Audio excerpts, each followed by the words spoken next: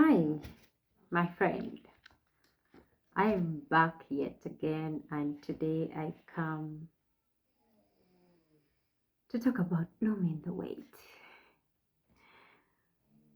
I'll be answering a question: why bloom in the weight?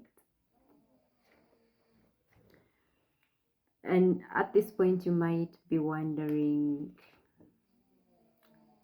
what bloom in the weight is and how it came about, and of course, why bloom in the weight.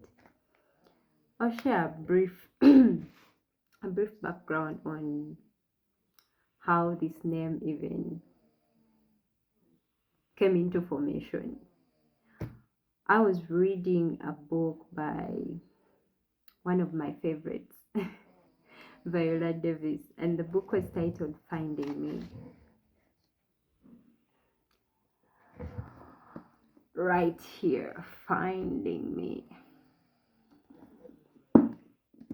And there was a chapter in this book that was speaking about the blooming. I very much loved the quote in this chapter.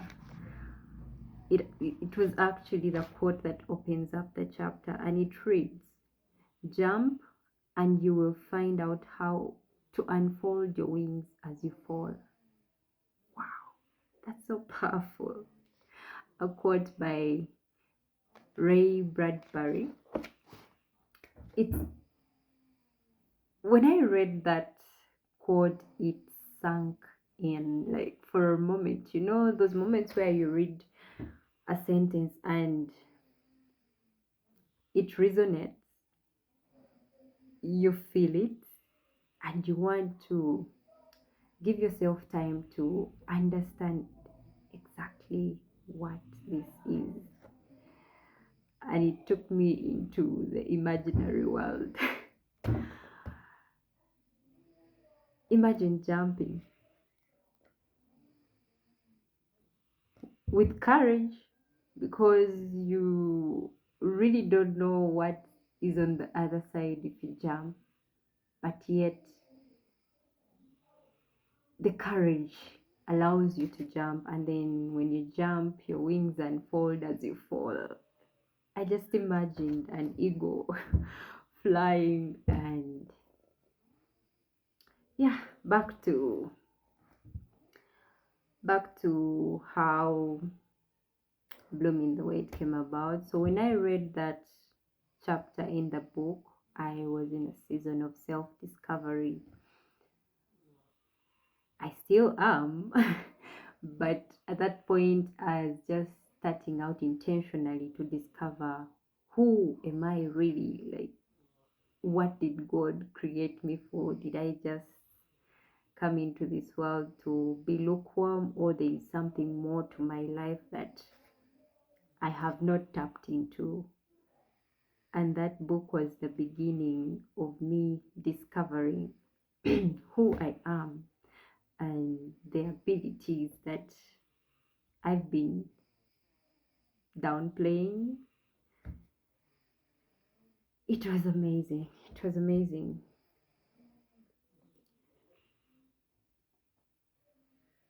So I thought about flowers and how flowers bloom when it's just planted into the garden, and the process it takes, the watering. Sometimes when it's a dry season, it will wither or it will dry up. But if well taken care of, if you keep watering it and weeding and doing all these necessary things to see that this flower really blooms and brings out those beautiful flowers that some of us love very much, it takes work. It takes work and intentionality. So that's how I came up with the word bloom. And then having gone through infertility and it being a waiting season, you don't really know what is on the other side of waiting, but there's a bridge called hope that keeps you waiting and looking at the brighter side of things. But many times that hope is shunned by so many eventualities in between there. And yet, if you keep holding on to it and keep that hope alive, it can really push you to change the way you look at the situation, the way you approach it, the things you do while in that waiting season. And that was it for me. That was it for me. I walked through an infertility journey that snatched away so many things from me. And being the person that I was, it just made me isolate further, and life wasn't quite as pleasant because many times you are calculating what you're going to say. You don't want to be around people because they might trigger you with certain questions that you have no answers to or you're not comfortable answering. And that waiting season is heavy. It is heavy. I remember writing down my prayers. I would journal down my thoughts and prayers. And I had one prayer that is an answered prayer right now that I am living. I asked God to help me through that season because I went through a number of surgeries and treatments. I'll be sharing more of that story much later because I just want us to understand why blooming the wait, and more of the stories will be coming up soon. So I prayed to God and asked God to use me and use my infertility journey to testify of His goodness. I didn't even, sometimes you make prayers and then when they come to a reality, you are hesitant to actually step into the prayer, yet you prayed and asked for those things. I remember praying to God so vividly and asking God, whatever it is that I am going through now, I know it's not just for me. I know there's another person out there who is going through this same pain, maybe similar. They are going through these emotional turmoils that they can't actually explain, the emotional outbursts, the drain that comes with the finances on this journey, the relationship complexities, everything in between there. And I knew it wasn't just me going through this. So my prayer was that God, for the people that know about my story, and maybe those that don't know, let this journey be a journey of pruning for me, and blooming the way it is more about pruning. Let this journey be a pruning season for me. Let me learn lessons from whatever is happening to me. It's not just for me to go through the pain and that is it. There must be something deeper underneath. And truth be told, I prayed for the miracle, and when we least expected it, I got the miracle. And when I got the miracle, I read back through my journal, and everything I asked for, God answered. and the promises I had made that I'll share my story and help people find hope, and all the things I was writing out of, I don't know what to call it, out of, I, I don't know if it was desperation or a yearning to have this miracle. But all those prayers that I wrote in that season came to pass. And now, when it was time for me to step out and do the things that I promised I would do if God gave me the miracle, oh my goodness, you guys, it was hard. It was hard. That's when I started complaining internally. This is not something that I love to do. I don't like to speak in public. I don't like to be in the faces of social media. Like, I just love enjoying whatever I have, the content that I enjoy, and that's basically it. I don't want like to be the front the front line. But it's interesting how God sees us and how He orders our steps. I stepped out to do it first pro bono, just walking a journey with the ladies that were being recommended to me by friends and those who had known about my journey and seen my success story. And as I began to walk the journey with one of the ladies, it was amazing how our conversation started sad, in tears, and all the things. But by the time we ended the conversation, we were laughing. It was joy. There was so much optimism. And I thought to myself, is this the bloom? Is this what blooming in the way it looks like for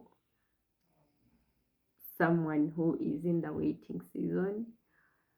Because I'd already gone through my season and had my miracle, but the way my testimony lit up her journey was a whole other thing altogether. And so I thought, why not start an audio event called Bloom in the Wait, like I'd shared earlier last week.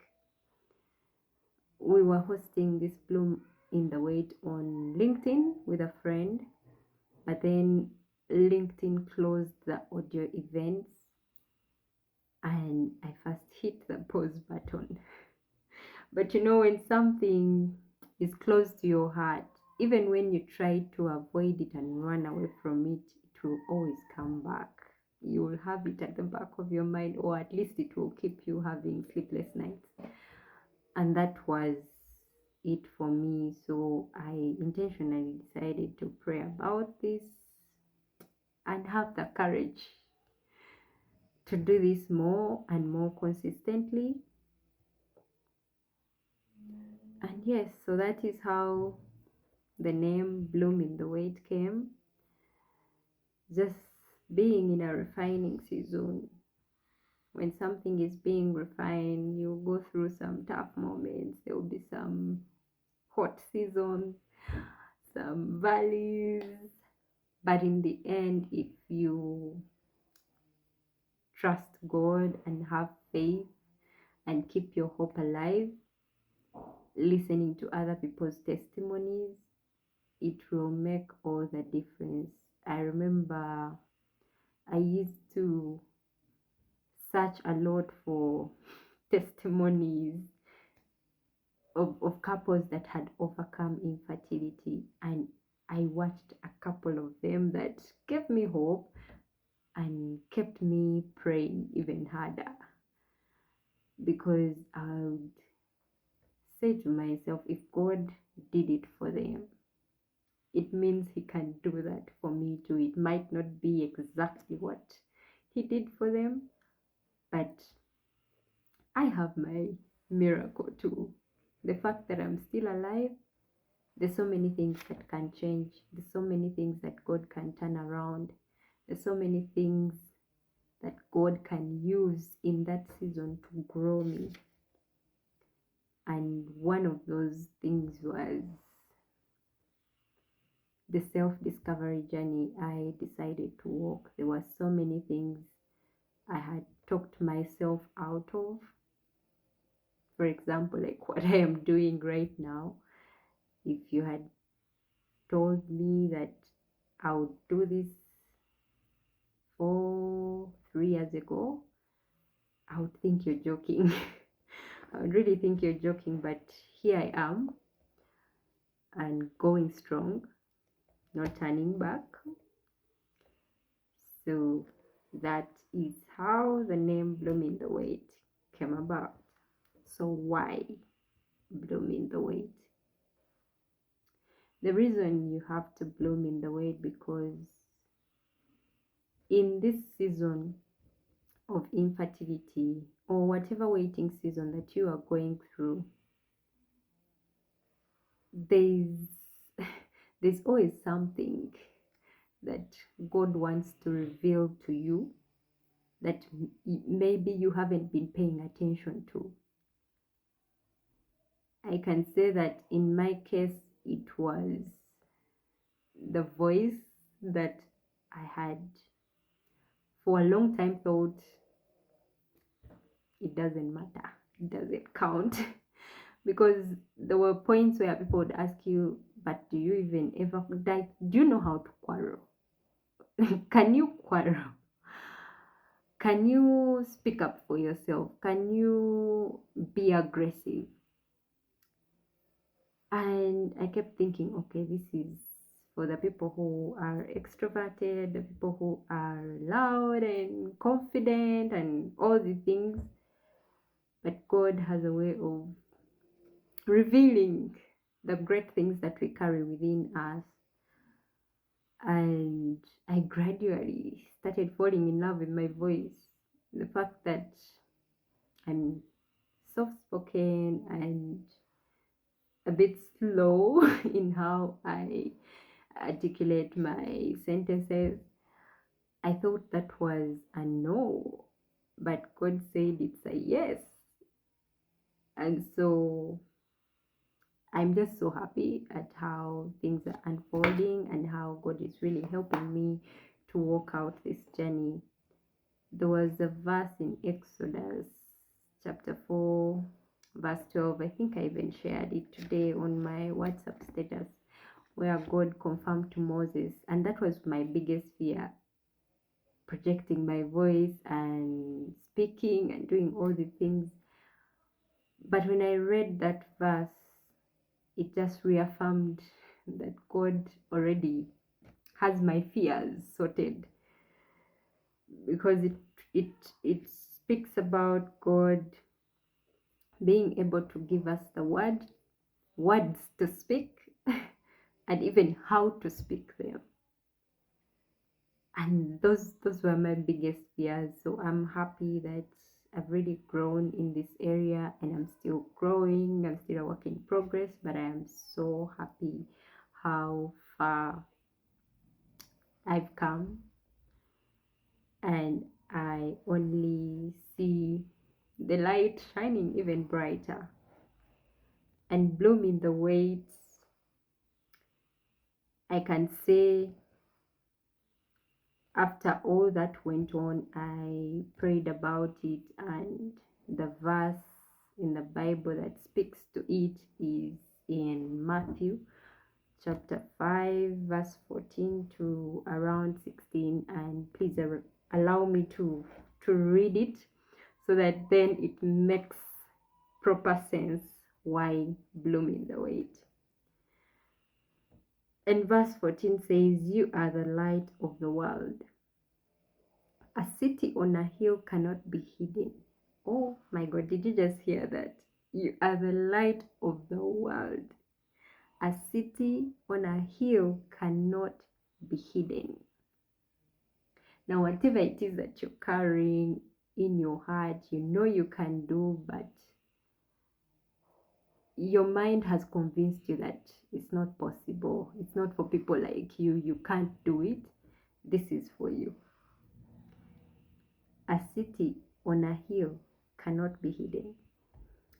Neither do people light a lamp and put it under a barrel. Instead, they put it on its stand, and it gives the light to everyone in the house.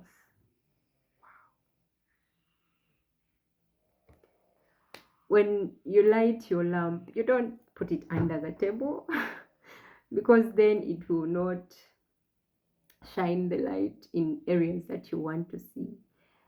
When you put it on the table, it will go every direction and you'll be able to see clearer. So this verse really did something in me and for me. In the same way, let your light shine before men. Now, this is where I was scared to come out and share what God has put on my heart, in my mind, about blooming the weight and so many other things that He's been doing in my life, to share them publicly, because this is not really my area of comfort. But like they say, growth happens in uncomfortable spaces. And so this is me growing. In the same way, let your light shine before men, that they may see your good deeds and praise your Father in heaven.